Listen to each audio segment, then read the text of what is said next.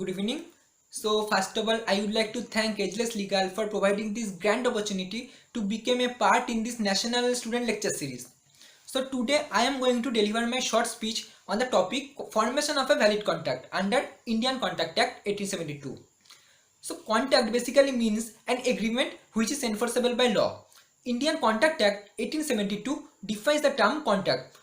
The act was enacted on 25th April 1872 and subsequently came into force on the first day of September 1872. The act was enacted for the purpose of providing the guidelines regarding the various aspects of a contract, like formation of contract, legal obligations arising out of a contract, effect of a contract, remedies for breach of contract, etc. Formation of contract. So to form a valid contract, the first step is a proposal or the offer of one party and the acceptance of the proposal on the other party, that is to whom the proposal is being made. Then the proposal, after being accepted, becomes a promise, and every promise and every set of promises forming the consideration for each other becomes an agreement, and an agreement which is enforceable by law is a contract. So what is proposal? To form a valid contract, the first one is the proposal. The term proposal is defined under section 2A of Indian Contract Act 1872. It says that when one person signifies his willingness to do or abstain from doing something to another person with a view to obtain the assent of the other party, then he is said to make a proposal. For an example, A's willingness to sell his Apple iPhone to B, his friend, for 40,000 rupees is a proposal if A has the intention to obtain the assent of the B. But if A does the same thing without any proper intention to sell his product to B, then this will not be treated as a proposal. So now I can refer a valid landmark judgment in this regard. So in this case, merit versus merit, the husband and wife were the joint owners of a property which was in mortgage to a building society. Subsequently, the husband left the matrimonial house to live with another woman. At that moment, the wife found a note of the husband stating that if she pays the all outstanding amounts in respect of the house in mortgage, then I will pay the entire amount, or I will transfer the entire property to your sole ownership. Subsequently, it was held by the court that the husband is bound to pay, and as it is clearly found that he had the intention to create a legal relationship with his wife. That's why intention plays a very vital role in case of a proposal. Next one is the proposal must be communicated. Section 2A provides that to make a proposal, one need to signify his willingness to another person. And here the term signify means to communicate with the other person, that is the offering. Section 3 explains the fact that the communication of the proposal or the acceptance of the proposal are deemed to be made by any act or omission of the parties proposing or accepting, by which he intends to communicate such proposal or acceptance. That means an offer may be communicated by the offerer by any act or omission by which either he wants to communicate such offer, or secondly either which has the effect of communicating the offer by itself. So the offer may be made by mouth or by writing or by any other acceptable means. In this regard, it is to be noted that the proposal or the offer may be of two types as defined in section 9. Those two types are the express offer and the implied offer. So express offer is which is made by words or writing, and the implied offer includes the rest of the others. For an example, a bid in auction is an implied offer. The communication of the proposal is complete when it comes to the knowledge of the person to whom it is made. Now there can be two circumstances on the part of the person to whom the proposal has been made, either acceptance or revocation. So next comes promise. Section 2B provides that when the person to whom the proposal is made signifies his assent, the proposal is said to be accepted, and the proposal when accepted becomes a promise. According to section 2C, the person making the proposal is called the promisor, and the person accepting the proposal is called the promisee. The person making the proposal is not bound until and unless the proposal is being accepted by the offeree. Similarly, the person to whom the proposal is being made is not also bound to accept the offer. He has complete right to revoke it by any of the prescribed manners. But as soon as the proposal is accepted, it becomes the promise, and as a result of which both the parties are bound by their own promises. The next one is the essentials of a valid acceptance. A valid acceptance must satisfy the following requirements. The first one is the acceptance must be communicated by the offeree to the offerer. The second one is the acceptance should be made while the offer is still subsisting.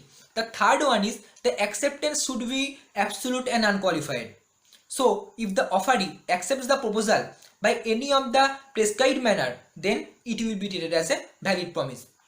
However, the offer is totally free to revoke the proposal, but in that case the agreement can never be formed.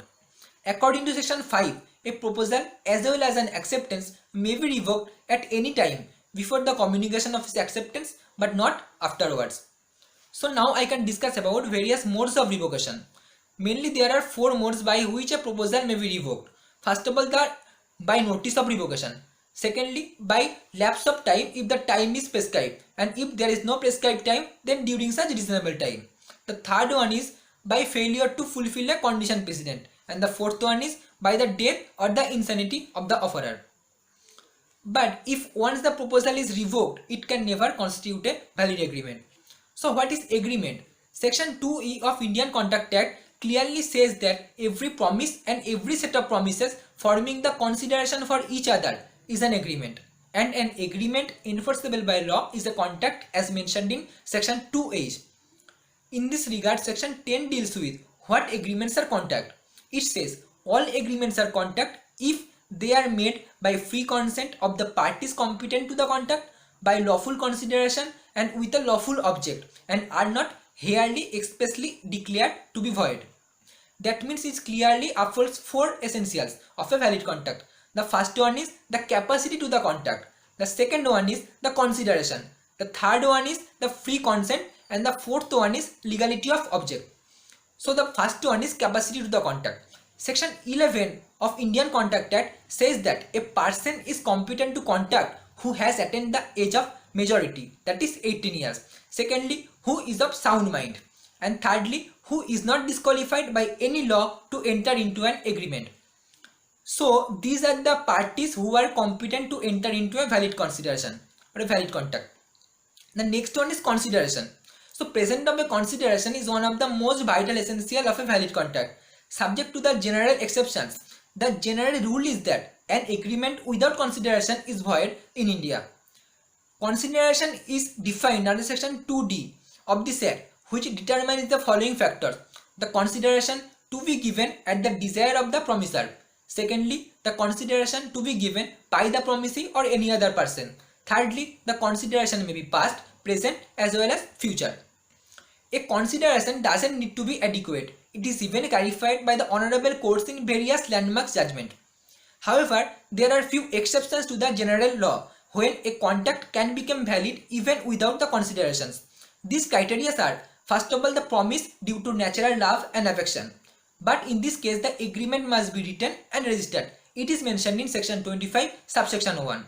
The second one is the compensation for the past voluntary service. It is in section 25 subsection 2. And the third one is promise to pay time barred debt under section 25 subsection 3. But generally the contract without consideration is simply void. The next one is free consent. The term consent is defined under section 13. 2 or more persons are said to consent when they agree upon the same thing in the same sense. Free consent as defined in section 14 means that a consent is said to be free when it is not caused either by coercion or by undue influence or by fraud or by misrepresentation or by mistake. Coercion is defined under section 15, undue influence is defined under section 16, fraud is defined under section 17, misrepresentation under section 18, and mistake is defined under section 20, 21 and 22. So what is coercion? Coercion is said to be there if the consent of the parties has been caused either by committing or threatening to commit any act forbidden by IPC, Indian Penal Code 45 of 1860, and or the unlawful detaining or the threatening to detain any property with the intention to enter into an agreement by forcefully. Second one is the undue influence. The consent is said to be obtained by undue influence if one of the parties is in the position to dominate the will of the other person, and if that person uses his position to dominate the will and to obtain the consent by way of an unfair advantage over the other, then this is called the undue influence. It is basically based on the fiduciary relationship That means the relationship based on trust. The third one is fraud. If the person obtains the consent with the fraudulent intention to deceive the other person, then the contract will be voidable as per section 17 of Indian Contract Act 1872. The fourth one is misrepresentation. Similarly, in case of consent obtained by way of misrepresentation of a particular fact, the agreement will be treated as voidable at the option of the agreed party as directed in section 18. The fifth one is mistake. Mistake means the erroneous belief concerning something. Mistake is of two types: mistake of law and mistake of facts. Mistake of law says that the ignorance of law in our country is not a defense at all. One must know the law of land. If breached, then the agreement will be clearly void. But in case of mistake of fact, there may be two circumstances, that is the bilateral mistake and the unilateral mistake. In case of bilateral mistake, when the both parties to the contract commits the mistake with the subject matter of the contract, the agreement becomes void. But in case of unilateral mistake, when one party to the contract commits mistake with the reference to the subject matter of the contract, the agreement is still valid. So, when the consent is caused by coercion, undue influence, fraud or misrepresentation, the agreement becomes voidable at the instance of the agreed party. But when the consent is caused by mistake, the agreement will be clearly void. So, the free consent of the parties is a mandatory provisions or the mandatory essentials of a valid contract. And the last essentials of a valid contract is the legality of object. As per section 23, the consideration or object of an agreement is lawful unless it is forbidden by law or it is in such nature that if permitted it will defeat the provision of the any entire existing law. The third one is it is fraudulent. The fourth one is it involves injury to the person or to the property of another. And the fifth one is the court thinks it immoral or opposed to the public policy. In each of these 5 cases, the objects of the agreement is said to be unlawful. And in every agreement where the object or consideration is unlawful is totally void. So basically these are the rules and regulations that are required to be fulfilled to form a valid contract. So now I can conclude my speech by stating that Indian Contract Act 1872 provides the all detailed guidelines for a valid contract and its formation, its effect, its breaches and consequences.